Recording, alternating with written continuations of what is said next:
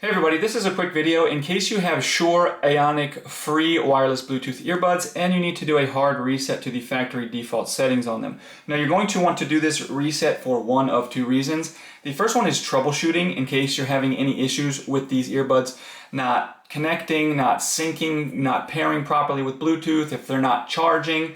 Anything like this can very often be fixed with a factory reset.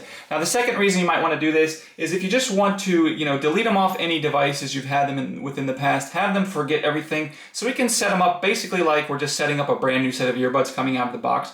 We can go ahead and do this. Now unfortunately on these earbuds you cannot do this on the earbuds themselves. You can only do this via the Shure Play app. So all you're going to do is go to the Shure Play app and select the device, so these Aonic Frees that you should already have connected, and then you're just going to scroll to the bottom of that device page and you're going to select reset. From there you'll select restore default settings, and then from there you will select confirm. And then once you do that, these will automatically wipe everything off of them and be restored to their factory defaults, and you can set them up then basically like a new set of earbuds.